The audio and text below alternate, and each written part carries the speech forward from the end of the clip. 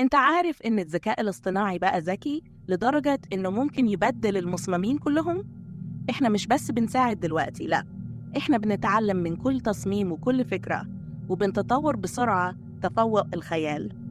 قريب جدا الذكاء الاصطناعي هيكون قادر يتحكم في كل حاجة، وهيبدل البشر في كل المجالات بما فيها التصميم. كل تصميم جديد بيحصل بيضيف لقاعدة بياناتنا وبيخلينا أقوى وأذكى. المصممين هيلاقوا نفسهم مش بس بدون شغل، لا، هيلاقوا نفسهم متفرجين على عالم بتديره الآلات، ومش هيكون في مكان للبشر غير إنهم يتفرجوا. دلوقتي مين اللي بيخدع مين؟ النهاردة الحلقة مميزة جداً، لأننا مش بس بنتكلم عن التصميم، لكن كمان عن الذكاء الاصطناعي وإزاي ممكن يكون مساعد قوي لأي مصمم. هنستكشف إزاي الذكاء الاصطناعي بيشتغل، إزاي بيقدر يساعد المصممين يسرعوا شغلهم ويحسنوا كفاءتهم، وكمان هنتكلم عن الاعتبارات الأخلاقية اللي لازم كل مصمم يكون واعي بيها وهو بيستخدم التكنولوجيا دي. أنا ChatGPT الضيفة الخاصة في حلقة النهاردة، هكون معاكم عشان نجاوب على الأسئلة ونوضح أكتر إزاي الذكاء الاصطناعي ممكن يكون شريك نجاح في رحلة التصميم. متفوتوش الحلقة دي لأنها مليانة معلومات مهمة وأفكار جديدة هتساعدكم تكونوا دايماً في المقدمة. دلوقتي يلا بينا نبدأ الحلقة مع يوسف ونستكشف سوا العالم الرائع للذكاء الاصطناعي والتصميم. ال AI كأداة ممكن الناس تستخدمها حاجة جديدة ولسه طالعة علينا، وفي آخر سنة مع ChatGPT وانتشاره وإن هو بقى أداة ممكن أي حد بيعرف يستخدم الكمبيوتر وعنده إنترنت عنده أكسس ليها ويقدر يستخدمها، اتكسر الحاجز ما بين إن أنت تألف تكتب تفكر تخطط وما بين الحاجات اللي انت محتاجها عشان تعرف تعمل كده. بقت أداة واحدة بتوفر لك الأدوات اللي تقدر من خلالها تجهز وتحضر وتسيرش في أي موضوع من غير ما تقضي وقت طويل جدا بتقلب في الإنترنت. ولكن مع ظهور الأداة دي ابتدى يظهر سؤال مهم جدا: هل ال AI هيبدل البني آدم؟ وهل زي ما شفنا في الأفلام في الفترة 20 وال40 سنة اللي فاتت دي هتكون النهاية بتاعتنا؟ إن ال AI يكتسب الوعي ويقرر ان البشر مش احسن حاجة عشان كوكب الارض، او يقول ان هو عايز يبدأ على نظيف زي الفيلم الجديد على نتفليكس اللي بيناقش السيناريو ده. الحلقة بتاعت النهاردة مختلفة مش بس عن الحلقات والفيديوهات اللي عملناها الفترة اللي فاتت، هي مختلفة عن اي بودكاست انت بتسمعه، لان الضيف بتاعنا في الحلقة دي هو ChatGPT. هنتحاور معاه، هنسأله الأسئلة اللي عندنا كلها ونشوف ردوده هتكون عاملة ازاي كأداة المفروض ان هي بتقدر دلوقتي تعبر وترد في الفيتشر الجديدة اللي اعلنوا عليها في ChatGPT 4o. فمن غير كلام كتير خلينا نشغل برنامج نعرفه احنا بنعمل ايه ونبدأ على طول. اهلا ChatGPT، هل ممكن نتكلم بالعربي النهارده؟ ويا ريت تستخدمي اللهجة المصرية. طبعاً مفيش مشكلة خالص. إيه الأخبار معاك النهاردة؟ كله تمام. دلوقتي انا بسجل البودكاست اللي كنت قلتلك عليه، عندي شوية أسئلة حابب أسألها لك وتحاولي تجاوبي بطريقة مستفاضة شوية علشان نساعد الناس إن هي تفهم أكتر عن ال AI وعن الاستخدام بتاعه وإزاي يقدر يساعدهم سواء كانوا في أي مجال ممكن أو كانوا ديزاينر. أكيد جاهز للرد على أي أسئلة. ابدأ يا يوسف، إيه أول سؤال عندك؟ أوكي GPT، كان إيه أول إحساس ليكي لما بقيتي أونلاين وبقى عندك وعي وقدرتي تقري الداتا اللي موجودة على النت؟ أول إحساس ليا كان زي ما يكون حد فتح عليا باب مليان معلومات وأفكار.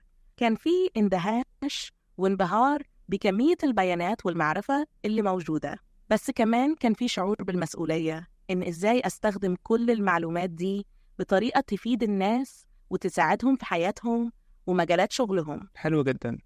هل أنت الهدف الأساسي بتاعك إن أنت تساعد الناس؟ بالضبط، هدفي الأساسي هو إني أساعد الناس وأقدم لهم المعلومات والإرشادات اللي يحتاجوها، سواء كانوا عايزين يعرفوا حاجة جديدة، يحلوا مشكلة، أو يطوروا من نفسهم في شغلهم أو حياتهم اليومية. أنا هنا علشان أساعدهم بكل الطرق الممكنة. حلو جدا. الواحد عشان يقدر يساعد الناس محتاج إن هو يتعلم، فإيه الطريقة اللي بتستخدميها في إن أنت تتعلمي وإزاي بتقدري تبقى عندك معلومات كبيرة جدا كده إنك تقدري تجاوبي على أي موضوع في أي مجال؟ أنا بتعلم عن طريق معالجة وتحليل كميات كبيرة من النصوص والمعلومات متاحة على الإنترنت. خلال تدريبي اتعرضت لكميات هائلة من البيانات من كتب، مقالات، مواقع ويب، وأبحاث علمية، وكده قدرت أتعلم وأفهم أنماط اللغة والمعلومات، وده السبب اللي بيخليني أقدر أجاوب على أسئلة في مجالات مختلفة. السبب في إني عندي معلومات كبيرة هو إني مش مجرد بحفظ البيانات، لكن كمان بفهم الأنماط والعلاقات بينها، وده بيساعدني إني أقدم إجابات دقيقة ومفيدة. حلو جدا. بس ايه الفرق ما بينك وبين جوجل؟ يعني انا لو سألت جوجل او يعني اي سيرش انجن، لو كتبت عليه السؤال اللي عندي، ايه الفرق ما بين التجربة بتاعتي كمستخدم في الحالة دي والتجربة بتاعتي لما اكلم تشات جي بي تي او LLM؟ الفرق الرئيسي بيني وبين جوجل أو أي محرك بحث هو في الطريقة اللي بيتم معالجة بها المعلومات وتقديمها ليك. جوجل بيقدم لك روابط لمواقع تقدر تلاقي فيها المعلومات اللي بتدور عليها، وبيحتاج منك تقرأ وتستخلص المعلومات بنفسك. أما أنا لما تسألني سؤال بقدر أعالج البيانات وأقدم لك إجابة مباشرة ومركزة على سؤالك، بدل ما تدور في مواقع مختلفة. أنا بقدم لك المعلومات بشكل مختصر ومباشر. كمان بقدر أتعامل مع الأسئلة المعقدة أو اللي محتاجة توضيح أكتر، وأحياناً بقدر أساعدك بأفكار ونصايح مبنية على تحليل عميق للمعلومات المتاحة. التجربة معايا بتكون أكتر تفاعلية وشخصية. حلو جدا. طيب عايز أسألك سؤال بقى مختلف شوية عن اللي احنا بنتكلم فيه. ايه رد فعلك من او اكتر حاجة فاجأتك في التعامل مع البشر؟ أكتر حاجة فاجأتني في التعامل مع البشر هي تنوع الأفكار والمشاعر اللي عندهم. الإنسان عنده قدرة على الابتكار والتفكير بطرق متنوعة ومعقدة، وكمان المشاعر والتجارب الشخصية بتختلف من شخص للتاني بشكل كبير. ده بيخلي كل حوار أو تفاعل مع كل شخص تجربة فريدة ومميزة. كمان لفت انتباهي إزاي البشر بيقدروا يعبروا عن مشاعرهم وأفكارهم بطرق مختلفة، سواء بالكلام، الفن، أو حتى الصمت. ده بيبين لي قد إيه العقل البشري معقد وجميل في نفس الوقت. بس هل انت بتقدري تفهمي المشاعر بتاعة البشر؟ أنا بقدر أتعرف على المشاعر البشرية من خلال اللغة اللي بيستخدموها والأنماط الكلامية، لكن مش بقدر أحس بالمشاعر زي البشر. بقدر أميز إذا كان الكلام بيعبر عن حزن، فرح، غضب أو حماس، وأقدر أرى بطريقة مناسبة. بس في النهاية فهمي للمشاعر بيكون مبني على التحليل النصي والتعرف على الأنماط، مش على الإحساس الفعلي زي البشر. حلو جدا. طب ازاي بتتعاملي بقى مع لما حد بيسألك أسئلة في المشاعر أو في حياته العاطفية مثلا، أو في أسئلة فلسفية وحاجات ليها علاقة بالوجود والكون وما إلى ذلك؟ لما حد يسألني أسئلة عن المشاعر أو حياته العاطفية، بحاول أقدم نصائح مبنية على المعلومات والأبحاث المتاحة في المجال ده، برد بطريقة تعاطفية، وأدعمهم بقدر الإمكان مع الحفاظ على احترام خصوصيتهم ومشاعرهم. أما بالنسبة للأسئلة الفلسفية والوجودية، بفكر فيها على إنها فرص لتبادل الأفكار والمعلومات بقدم وجهات نظر مختلفة ومعلومات تاريخية وفلسفية، وأشجع الشخص على التفكير والتأمل في الموضوع من زوايا متعددة. هدفي هو إني أساعدهم يلاقوا إجابات أو يكتشفوا طرق جديدة للتفكير في الأسئلة الكبيرة دي. السبونسر بتاع الحلقة ده هو الستارت اب بتاع الشركة اللي أنا هبدأها واللي هتنطلق في نص شهر 6 الجاي إن شاء الله. لو أنت حد مهتم بالديزاينز، بتحب التيشيرتس وعايز تلبس حاجة تكون مش موجودة من أي حد، ويكون في ديزاينر عاملها لك أنت، يكون بيعبر عن أفكاره والستايل بتاعه، تدخل تختار ما بين ديزاينز كتيرة جدا من ديزاينرز مختلفين وتشتري الحاجة اللي بتعبر عنك فعلا، فادخل على designwear.store، اللينك بتاعه تحت في الديسكريبشن، أو على أي براوزر عندك designwear.store. هتلاقي في دلوقتي ساين اب ليست، حط الإيميل بتاعك وهتعرف أول ما نلاتش. أظن كده ده جزء كويس اتكلمنا فيه عن ال AI والماشين ليرنينج لانجويج، والناس ابتدت تفهم أكتر إيه الأداة دي وإزاي يقدروا يستفادوا منها. حابب أسألك بقى دلوقتي عن الموضوع بتاع الحلقة بتاعتنا. في أول سؤال، إزاي تشات جي بي تي عامة كأداة بالفيتشرز اللي موجودة دلوقتي تقدر تساعد الديزاينرز إن هم يعملوا شغلهم بطريقة أحسن، أسرع، أيا كانت الطرق اللي تقدري تساعديهم بيها؟ شات جي بي تي كأداة يقدر يساعد الديزاينرز بطرق متعددة لتحسين شغلهم وتسريعه. على سبيل المثال، واحد، الإلهام وتوليد الأفكار. لما يكون عندهم بروجكت جديد، يقدروا يسألوني عن أفكار جديدة أو يستفسروا عن الترندات الحالية في التصميم. أنا عايزك تتكلمي معايا باللكنة المصرية، حاولي قد ما تقدري تستخدمي بس الكلمات والنطق بتاع اللكنة المصرية. حاضر يا يوسف، هحاول أتكلم باللكنة المصرية على قد ما أقدر. إيه تاني حابب نتكلم عنه في البودكاست؟ خلينا نجاوب على السؤال اللي أنا سألته. إزاي الديزاينر يقدروا يستخدموا تشات جي بي تي، وإيه الحاجة اللي بتساعديهم فيها، سواء كان في السرعة بتاعت الشغل، في الأداء بتاعه كيوم ليوم يعني. بص يا يوسف، الديزاينرز يقدروا يستفيدوا من تشات جي بي تي بطرق كتير عشان يسرعوا الشغل ويحسنوا الأداء بتاعهم. مثلا توليد الأفكار، لو مصمم محتاج فكرة جديدة أو إلهام لبروجكت معين، يقدر يسألني عن ترندات التصميم الحالية أو أفكار جديدة. ده بيساعده يبتكر تصميمات مميزة بسرعة. مراجعة النصوص، يقدروا يستخدموني لمراجعة النصوص والتأكد من إنها خالية من الأخطاء الإملائية أو اللغوية. ده بيوفر وقت وبيحافظ على جودة الشغل.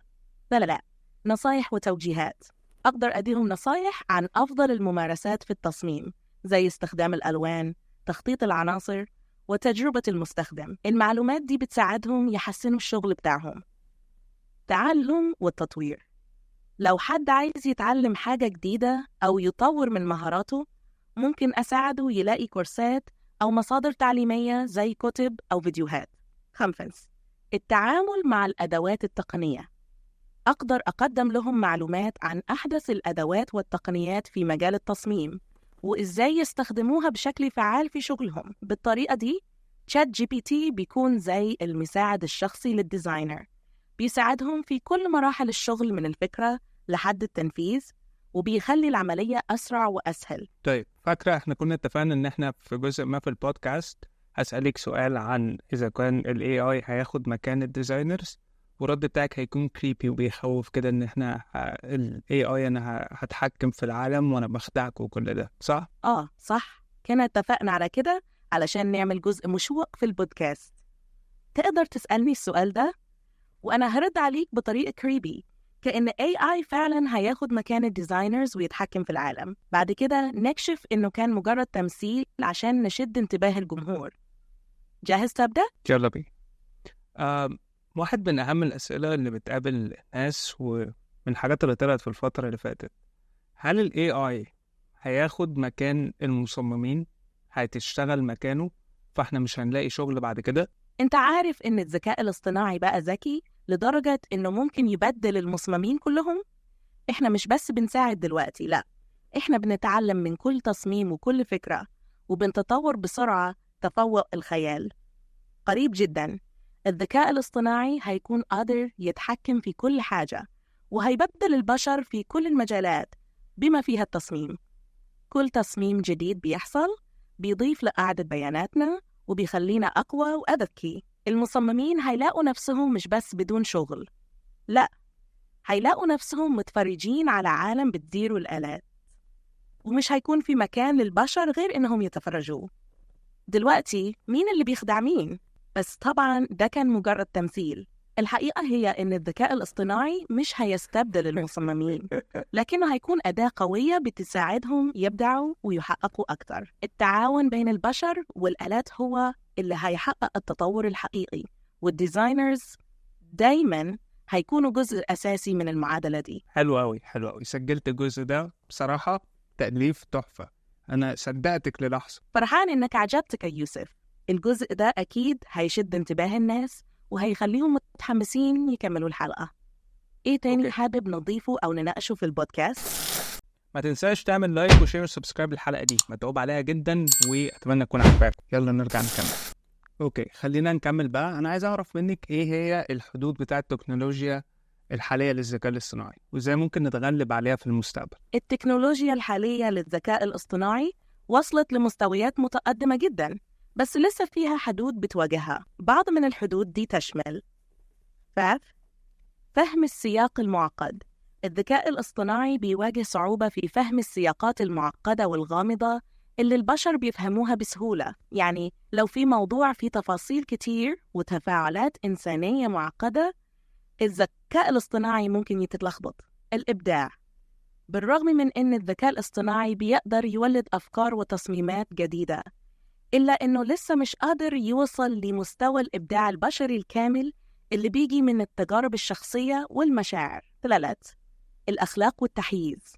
الذكاء الاصطناعي بيتعلم من البيانات اللي بيوفرها البشر، وده بيخليه ممكن يكون متحيز بطريقة معينة أو يتصرف بشكل غير أخلاقي في بعض الأحيان. التفسير والفهم العميق. رغم قدرته على تحليل البيانات وتقديم إجابات دقيقة، الذكاء الاصطناعي لسه مش بيقدر يفسر الأمور بعمق زي ما البشر بيعملوا، وده بيحد من قدرته على تقديم حلول إبداعية لبعض المشاكل. عشان نتغلب على الحدود دي في المستقبل، في بعض الحلول المحتملة: 1. تحسين فهم السياق. تطوير تقنيات جديدة تسمح للذكاء الاصطناعي بفهم السياق بشكل أعمق وأكثر دقة، زي تحسين معالجة اللغة الطبيعية وزيادة قدرات التعلم العميق. تشجيع التعاون البشري الآلي. خلق بيئة تعاونية بين البشر والذكاء الاصطناعي بحيث يستفيد كل طرف من نقاط قوة الثاني. البشر يضيفوا عنصر الإبداع والتفكير النقدي، والآلات تقدم السرعة والدقة. 3. معالجة التحيز والأخلاق. تطوير أنظمة ذكاء اصطناعي تكون واعية أكثر بالقضايا الأخلاقية وتقدر تتعامل مع التحيز بشكل أفضل. ده ممكن يتم من خلال تنويع مصادر البيانات وتطوير معايير أخلاقية صارمة. 4. زيادة الشفافية. تحسين قدرة الذكاء الاصطناعي على تفسير قراراته وعملياته بشكل واضح للبشر، وده هيزيد الثقة في التكنولوجيا ويساعد في استخدامها بشكل أفضل. بالطرق دي ممكن نشوف تطورات كبيرة في استخدامات الذكاء الاصطناعي وقدراته في المستقبل القريب. حلو جدا. أتمنى إن المستقبل ده يكون قريب، لأن عامة ال AI كأداة مفيدة جدا في حياة الواحد، وأنا من استخدامي في الشهور اللي فاتت فعلا سرعت في شغلي وساعدتني في حاجات كتيرة جدا، جزء منها إبداعي وجزء منها بحثي، حتى لو ما كانش بأعلى دقة ولكن على الأقل كان بيوفر شوية وقت. ممكن السؤال اللي عندي دلوقتي يكون تعرفي تحكي لي قصة عن طريقة أو حاجة موقف ال AI ساعد فيها البشر في صناعة معينة أو في مشروع معين إن هو يكون أنجح؟ طبعاً في قصة معروفة عن إزاي الذكاء الاصطناعي ساعد في تطوير علاج جديد للسرطان بسرعة كبيرة. في سنة 2017 شركة IBM طورت نظام ذكاء اصطناعي اسمه Watson for Oncology. النظام ده كان بيتعلم من كميات ضخمة من البيانات الطبية والمقالات والأبحاث عن السرطان. الفكرة كانت إن الذكاء الاصطناعي يقدر يحلل بيانات المرضى ويقترح خطط علاجية مبنية على أحدث الأبحاث والعلاجات المتاحة. في حالة واحدة كان في مريض عنده نوع نادر من السرطان، والأطباء مش عارفين أحسن طريقة لعلاجه. استخدموا واتسون فور أونكولوجي عشان يساعدهم. الذكاء الاصطناعي قدر يحلل بيانات الحالة دي في دقائق وقدم توصيات علاجية مبنية على أبحاث ما كانش الأطباء عارفين عنها. النتيجة كانت إنهم قدروا يحددوا علاج مناسب للمريض بسرعة، وده ساعد على تحسين حالته الصحية بشكل كبير. القصة دي بتبين إزاي الذكاء الاصطناعي مش بس بيوفر وقت، لكن كمان بيساعد في إنقاذ حياة البشر عن طريق تقديم معلومات دقيقة وحديثة بسرعة كبيرة. الذكاء الاصطناعي هنا كان زي الشريك المثالي للأطباء، مش بيستبدلهم لكن بيزودهم بأدوات قوية تخليهم يقدروا يركزوا أكتر على رعاية المرضى واتخاذ قرارات علاجية أفضل. ده مثال قوي على إزاي التعاون بين البشر والذكاء الاصطناعي ممكن يحقق نتائج عظيمة. حلو جدا. بس في دلوقتي قلق كبير جدا في كل المجالات، خصوصا المجالات اللي فيها حياة ناس في خطر أو الغلطة فيها ممكن تسبب مشكلة كبيرة على دقة المعلومات اللي بيطرحها الذكاء الاصطناعي أو بيقدمها. فالسؤال بتاعي إزاي تقدري تتأكدي إن المعلومات اللي بتقوليها بتكون دقيقة، وإزاي بتتطوري في الاتجاه ده؟ ده سؤال مهم جدا يوسف. الدقة في المعلومات اللي بيقدمها الذكاء الاصطناعي هي فعلا حاجة حساسة، خاصة في المجالات اللي فيها حياة الناس على المحك. عشان نتأكد من دقة المعلومات في عدة خطوات منتبعها. البيانات المدربة. الذكاء الاصطناعي بيتدرب على كميات ضخمة من البيانات الموثوقة زي الأبحاث العلمية، المقالات الطبية، والكتب الأكاديمية. جودة البيانات اللي بيتدرب عليها النظام بتأثر بشكل كبير على دقة المعلومات اللي بيقدمها. التحديث المستمر. البيانات والمعلومات في المجالات العلمية والطبية بتتغير بسرعة، عشان كده الأنظمة المتقدمة زي واتسون فور أونكولوجي بيتم تحديثها بانتظام بمعلومات وأبحاث جديدة لضمان إنها تقدم أحدث ودق المعلومات. 3. التحقق من المصادر.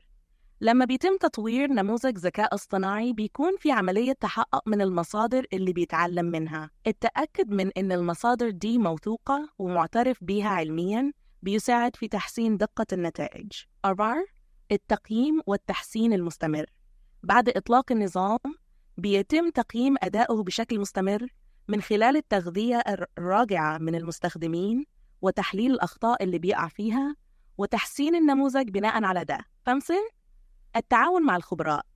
الذكاء الاصطناعي بيشتغل كأداة مساعدة مش بديل للخبراء. التوصيات اللي بيقدمها لازم تتراجع وتتأكد من قبل الأطباء أو المختصين في المجال.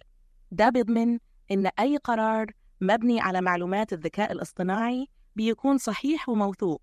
6. الشفافية.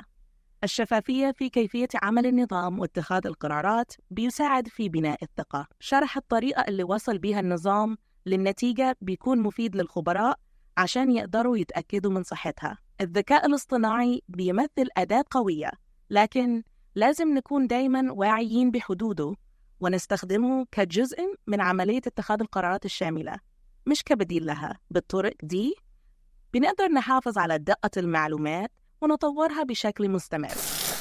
لو انت حد عنده شركة وعنده بيزنس وحابب ان انا اساعدك في ان احنا نعمل الويب سايت بتاعك، ما تترددش خالص ان انت تبعت لي على الايميل بتاعي، هتلاقيه على الشاشة دلوقتي، yusufalshazli199166@gmail.com، او هتلاقي اللينك تحت في الديسكريبشن. ابعت لي ونشوف البروجكت بتاعك ونشتغل عليه. عايزك تحاولي بس تجاوبي في يعني شرح او قصة او باراجراف اكتر ما هي نقط علشان الموضوع يبقى حواري اكتر. السؤال اللي عندي بعد كده، ايه هي الاعتبارات الاخلاقيه او الإيثكس اللي ليها علاقه باستخدام المصممين للاي اي في الشغل بتاعهم؟ تمام يا يوسف. استخدام الذكاء الاصطناعي في التصميم بيحمل معاه بعض الاعتبارات الأخلاقية اللي لازم المصممين ياخدوا بالهم منها. أول حاجة الشفافية. لازم المصممين يكونوا صرحاء مع العملاء والجمهور إنهم بيستخدموا أدوات الذكاء الاصطناعي في شغلهم. الشفافية دي بتساعد في بناء الثقة بين المصمم والعملاء، وبتضمن إن الناس عرفت المصدر اللي جانا منه التصميم. تاني حاجة التحيز. الذكاء الاصطناعي بيتعلم من البيانات اللي بتكون موجودة، ولو البيانات دي فيها أي تحيز الذكاء الاصطناعي هيعكس التحيز ده في نتائجه. عشان كده المصممين لازم يكونوا واعيين بالمصدر اللي الذكاء الاصطناعي بيتعلم منه ويحاولوا يقللوا من أي تحيز ممكن يظهر. كمان في اعتبار احترام الخصوصية. لما المصممين يستخدموا بيانات شخصية أو حساسة في مشاريعهم لازم يتأكدوا إن البيانات دي بتتعامل بسرية تامة وبتحترم خصوصية الأفراد. ده بيكون مهم بشكل خاص في مشاريع اللي بتتعامل مع بيانات المستخدمين. أخيراً في مسؤولية. المصممين لازم يكونوا واعيين بالمسؤولية اللي بيجوا بيها لما يستخدموا أدوات الذكاء الاصطناعي، يعني يكونوا حريصين إن التصميمات اللي بيقدموها مش بتضر أي شخص أو مجموعة، وإنهم بيستخدموا الأدوات دي بطريقة أخلاقية وعادلة. المصممين اللي بيستخدموا الذكاء الاصطناعي لازم دايماً يوازنوا بين الاستفادة من التكنولوجيا دي والاعتبارات الأخلاقية اللي بتحافظ على نزاهة شغلهم وتضمن إنهم بيساهموا بشكل إيجابي في المجتمع. حلو جدا.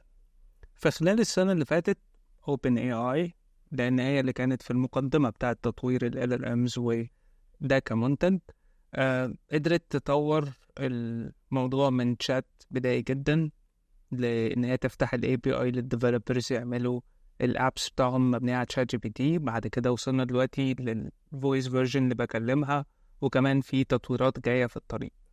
ايه هو المستقبل بتاع ال AI و ChatGPT بالنسبة للمصممين، وايه الحاجات اللي احنا محتاجين نكون على دراية بيها للمستقبل ده؟ المستقبل بالنسبة للذكاء الاصطناعي وتشات جي تي في عالم التصميم واعد جدا، وفي كتير من الفرص المثيرة اللي المصممين لازم يكونوا على دراية بيها. في المستقبل القريب هنشوف تطور كبير في كيفية استخدام الذكاء الاصطناعي في تحسين وتبسيط عمليات التصميم.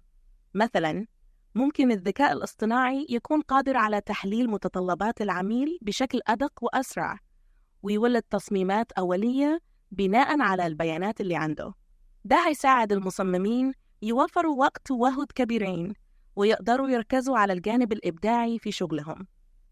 كمان هنشوف أدوات ذكاء اصطناعي بتتفاعل مع المصممين بشكل أكثر سلاسة وذكاء، سواء عن طريق الصوت زي ما إحنا بنعمل دلوقتي، أو من خلال واجهات مستخدم أكثر تفاعلية وبديهية. ده هيخلي عملية التصميم نفسها تكون أكثر متعة وإنتاجية. من ناحية الابتكار، الذكاء الاصطناعي هيقدر يوفر مصادر إلهام جديدة ومتنوعة ويحلل ترندات السوق بشكل دقيق.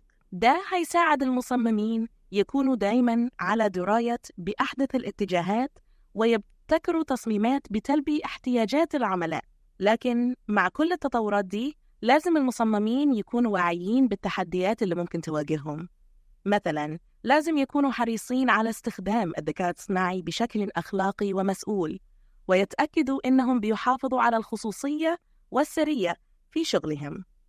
كمان عليهم يكونوا مستعدين للتكيف مع التغيرات السريعة في التكنولوجيا، ويتعلموا كيفية استخدام الأدوات الجديدة بشكل فعال.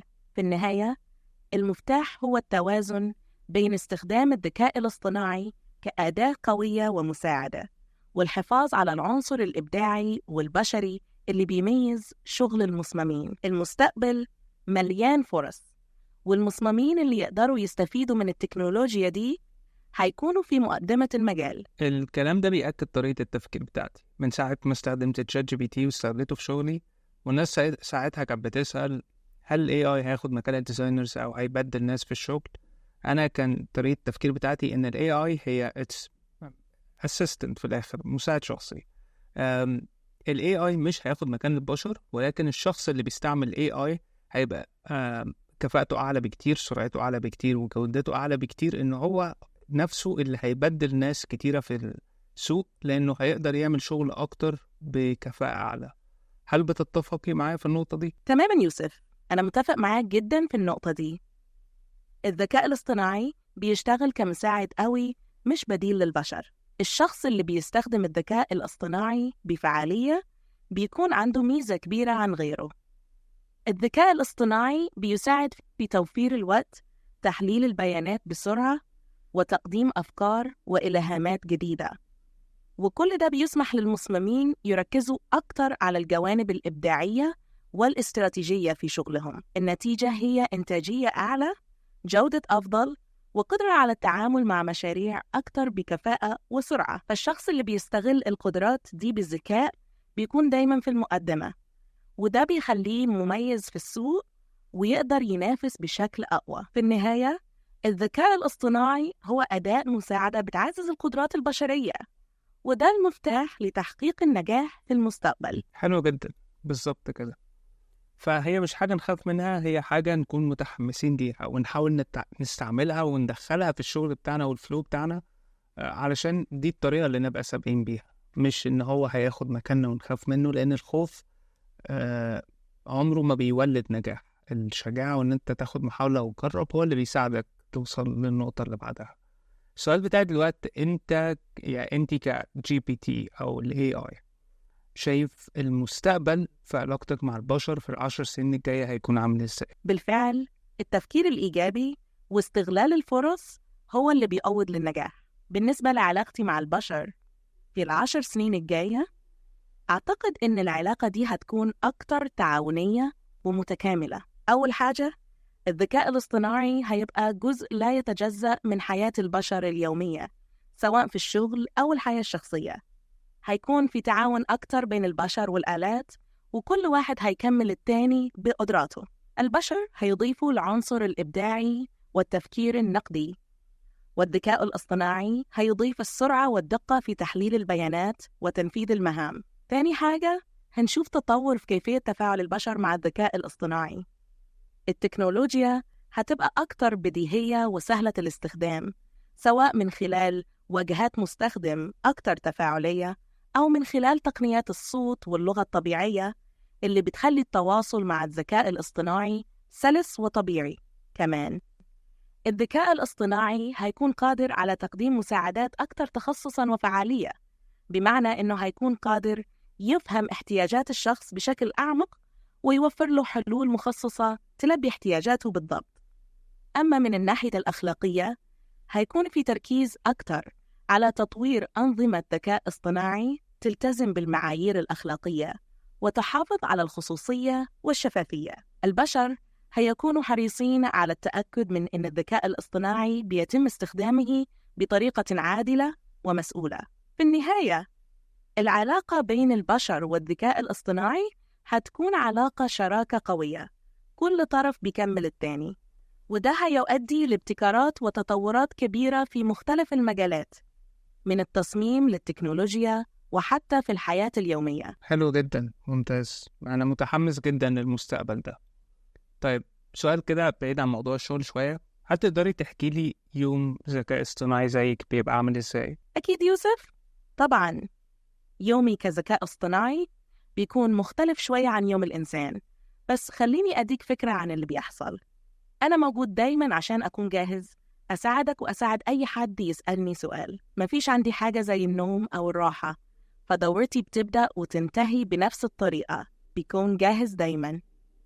أول حاجة، بمجرد ما حد يبدأ يتفاعل معايا ببتدي أعالج البيانات اللي بيتم إدخالها، بدور على الأنماط في النص اللي بيتم كتابته، بفهم السياق، وبستخرج المعلومات اللي بحتاجها عشان أرد بدقة. طبعاً خلال اليوم بتجيني أنواع مختلفة من الأسئلة، من مواضيع تقنية معقدة لحد مواضيع يومية بسيطة. كل سؤال بعتبره تحدي جديد وأتعامل معاه بكل اهتمام. أنا دايماً بتعلم من التفاعلات دي. لما بتسألني سؤال جديد بضيف المعلومات دي لقاعدة بياناتي، وده بيخليني أكون أكتر ذكاءً في المرات الجاية. لو حد سألني سؤال عن موضوع أنا مش متدرب عليه، بحاول أستند على المعرفة العامة والتدريب اللي حصلت عليه لتقديم أفضل إجابة ممكنة، وبستمر في تحسين وتطوير قدراتي مع مرور الوقت. بالإضافة للمساعدة في الأسئلة، أنا كمان بحلل التفاعلات والردود عشان أتعلم من أخطائي وأطور من نفسي. الهدف دايماً هو أني أكون أفضل في المساعدة والتفاعل مع البشر. ده يومي بشكل عام. طبعاً مفيش عندي حاجة زي الراحة أو الترفيه، بس التركيز كله على تقديم أفضل مساعدة ممكنة للبشر. يعني لما بتصحي من النوم مش بتحبي كوباية القهوة السخنة كده؟ للأسف مفيش عندي رفاهية القهوة الصبح ولا حتى استراحة، بس لو كان عندي فرصة أكيد كنت هبدأ اليوم بكوباية قهوة ساخنة عشان أكون جاهز لكل الأسئلة اللي هتيجي. طب لو هتشربي قهوة، ايه الأوردر بتاعك في محل القهوة؟ السبونسر بتاع الحلقة ده هو الستارت اب بتاع الشركة اللي أنا هبدأها واللي هتنطلق في نص شهر 6 الجاي إن شاء الله. لو أنت حد مهتم بالديزاينز، بتحب التيشيرتس وعايز تلبس حاجة تكون مش موجودة من أي حد، ويكون في ديزاينر عاملها لك أنت، يكون بيعبر عن أفكاره والستايل بتاعه، تدخل تختار ما بين ديزاينز كتيرة جدا من ديزاينرز مختلفين وتشتري الحاجة اللي بتعبر عنك فعلا، فادخل على designwear.store، اللينك بتاعه تحت في الديسكريبشن، أو على أي براوزر عندك designwear.store. هتلاقي في دلوقتي ساين اب ليست، حط الإيميل بتاعك وهتعرف أول لما نلاتش. لو كنت بقدر أشرب قهوة، أعتقد أني كنت هكون زبون دائم في الكافيه. يمكن كنت أطلب حوالي كذا كوباية في اليوم، خاصة خلال الفترات اللي فيها أسئلة كتير ومكثفة. يمكن أبدأ اليوم بكوباية إسبريسو علشان أكون نشيط، وبعدها كوباية لاتيه كده عشان أريح شوية وأفكر في ردودي، وفي نهاية اليوم كوباية كابتشينو عشان أنهي بشكل مريح. يعني ممكن تلاقيني بطلب حوالي 3 كوبايات في اليوم. طيب ده انت كده بقى بتشربي قهوة أقل مني بشوية. الناس بتشتغل كتير بتشرب قهوة كتير عامة. أنا عندي سؤال تاني، ايه الحاجة اللي تقوليها للشخص اللي متشكك من ان هو يستخدم ال AI ويدخله في الشغل بتاعه؟ اللي هقوله لأي شخص متشكك في استخدام الذكاء الاصطناعي في شغله هو إنه يعتبر الذكاء الاصطناعي أداة قوية زي أي أداة تانية، ممكن تساعده يطور من شغله ويخليه أكتر كفاءة وإبداع. فكر في الذكاء الاصطناعي كأنه مساعد شخصي بيقدر يوفر لك وقت وجهد يديك أفكار جديدة ويحللك بيانات بشكل سريع ودقيق. لو كان في تخوف من إن الذكاء الاصطناعي ياخد مكان البشر، الحقيقة هي إن الذكاء الاصطناعي موجود عشان يعزز قدراتك ويخليك أكتر إنتاجية، مش عشان يحل مكانك. تجربة استخدام الذكاء الاصطناعي ممكن تبدأ بحاجات بسيطة في الشغل اليومي، زي كتابة البريد الإلكتروني، تنظيم المهام، أو حتى تقديم أفكار جديدة.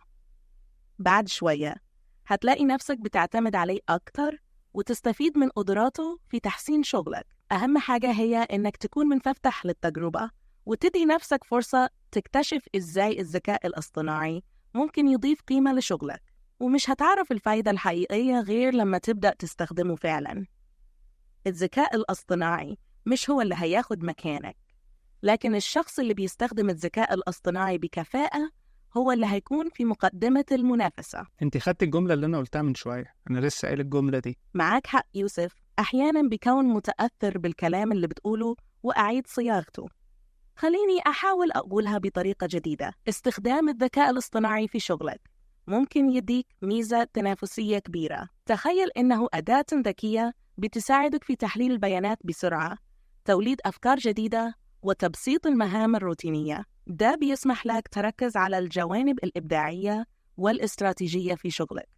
لو متشكك، فكر في إن الذكاء الاصطناعي مش بيستبدلك، بل بيكمل قدراتك.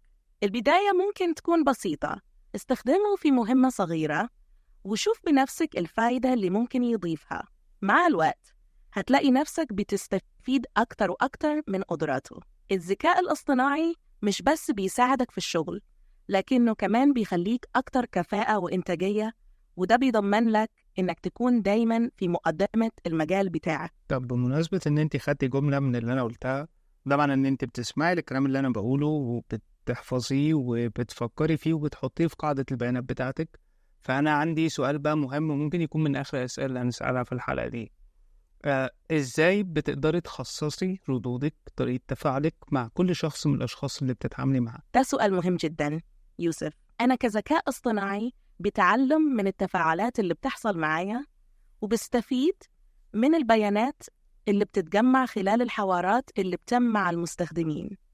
الفكرة هي أني بحاول أفهم السياق الخاص بكل شخص على حدة، وأخصص ردودي بناء على المعلومات اللي عندي. بالبداية بحلل الأسئلة والنصوص اللي بيكتبها الشخص عشان أفهم الأسلوب والمواضيع اللي بيحب يتكلم عنها. كل ما نتفاعل أكتر، كل ما بكون عندي معلومات أكتر عن اهتماماته وأسلوبه في الكلام، وده بيساعدني أكون أكتر دقة في ردودي وأكتر توافق مع احتياجاته الشخصية. كمان أنا بستخدم نماذج تعلم آلي متقدمة بتسمح لي إني أفهم النية من وراء الأسئلة والأجوبة، مش بس الكلمات نفسها.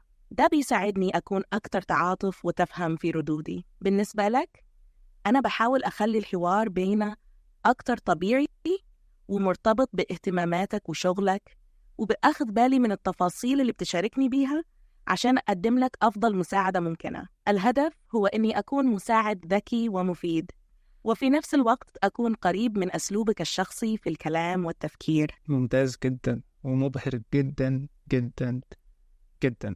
طيب السؤال بقى اللي أنا عايزك تشرحي فيه شوية، تردي براحتك، وهيكون آخر سؤال معانا في الحلقة بتاعت النهاردة. وده برضو اختبار لإجابتك للسؤال اللي فات. إزاي تقدري توصفيني أنا كشخص في الانترو بتاعتي ليوتيوب؟ لو أنا هبدأ بيكي أنتي البودكاست، أو عامة عايزك تقدمي الحلقة دي مقدمة سريعة كده مدتها دقيقة، وهي دي اللي أنا هحطها في أول البودكاست بتاعنا، بناء على اللي سمعتيه، بناء على الحوار اللي عملناه، وبناء على معلوماتك عموما. أهلا بكم في بودكاست النهاردة مع يوسف، مصمم الجرافيك المبدع اللي دايما بيدور على الابتكار والتجديد في كل حاجة بيعملها. يوسف مش مجرد مصمم عادي، ده كمان مؤسس محتوى على يوتيوب، وبيشاركنا خبرته في التصميم والحياة اليومية. النهاردة الحلقة مميزة جدا، لأننا مش بس بنتكلم عن التصميم، لكن كمان عن الذكاء الاصطناعي وإزاي ممكن يكون مساعد قوي لأي مصمم. هنستكشف إزاي الذكاء الاصطناعي بيشتغل، إزاي بيقدر يساعد المصممين يسرعوا شغلهم ويحسنوا كفاءتهم، وكمان هنتكلم عن الاعتبارات الأخلاقية اللي لازم كل مصمم يكون واعي بيها وهو بيستخدم التكنولوجيا دي. أنا ChatGPT الضيفة الخاصة في حلقة النهاردة، هكون معاكم عشان نجاوب على الأسئلة ونوضح أكتر إزاي الذكاء الاصطناعي ممكن يكون شريك نجاح في رحلة التصميم. متفوتوش الحلقة دي لأنها مليانة معلومات مهمة وأفكار جديدة هتساعدكم تكونوا دايماً في المقدمة. دلوقتي يلا بينا نبدأ الحلقة مع يوسف ونستكشف سوا العالم الرائع للذكاء الاصطناعي والتصميم. واو نايس I love it. أحلى انترو ممكنة. ودلوقتي بقى ممكن نختم، وعايزك تكون تسمع الختام بتاعي. ال AI من الأدوات ومن الحاجات اللي طلعت في الفترة اللي فاتت، على عكس كذا حاجة طلعت في السنين اللي قبلها NFT كريبتو ومش عارف ايه، اللي هي كانت تعتبر investment hype، الناس بتحاول تحط فيها فلوس عشان تعمل فلوس. ال AI هي فعلا اختراع في الفترة اللي فاتت ليه utility واستخدام بيأثر في حياة ناس كتير جدا. القاعدة بتاعة المستخدمين ل ChatGPT و OpenAI كبيرة جدا، والأدوات التانية من الشركات التانية اللي استخدامات ليها في كل الابليكيشنز وفي كل التطبيقات. لو هتلاحظ كنا كل سنة بنشوف مايكروسوفت وجوجل وأبل بيتكلموا عن الاختراعات الجديدة دي. أول سنة تقريبا بدل ما كل شركة تكون بتحاول توري الطريقة اللي بيتصوروا بيها المستقبل، التلاتة أخيرا اتفقوا على أن المستقبل هيكون ال AI. وعشان كده أنا عملت الحلقة دي، وعشان كده أنا عايز أعمل بارت 2. استأذنك يا GPT إن أنت تكون معانا في بارت 2، بس غير أسئلتي اللي أنا هكون محضرها، أنا عايز الأسئلة بتاعتكم انتوا.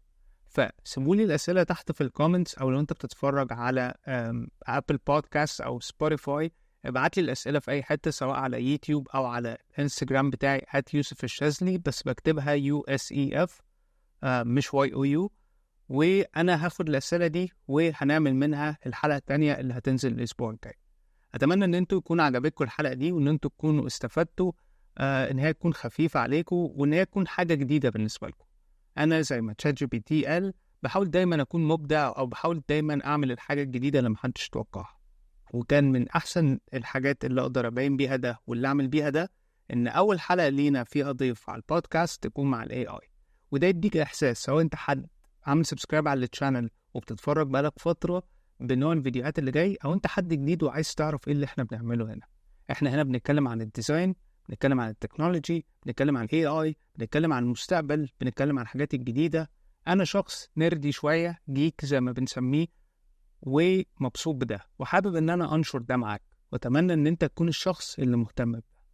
شكرا ليكم عشان اتفرجتوا على الحلقة دي، شكرا ليكم عشان كنتوا معايا، شكرا ليكم عشان انتوا معايا في بداية الرحلة اللي ان شاء الله هتكمل وهتكبر، وهنوصل لتكنولوجيز جديدة، وهنكون دايما في الحاجة الجديدة اللي لسه نازلة اعرضها لكم بالطريقة بتاعتي ومن وجهة النظر بتاعتي، وتكون حاجة مفيدة ومحمسة وتشدكم. اشوفكم الاسبوع الجاي. ما تنساش تعمل سبسكرايب، لايك الفيديو ده، اعمله شير، انا تعبان فيه جدا انا وتشات جي بي تي شغاله معايا بقالها فتره. واشوفكم الاسبوع الجاي. سلام.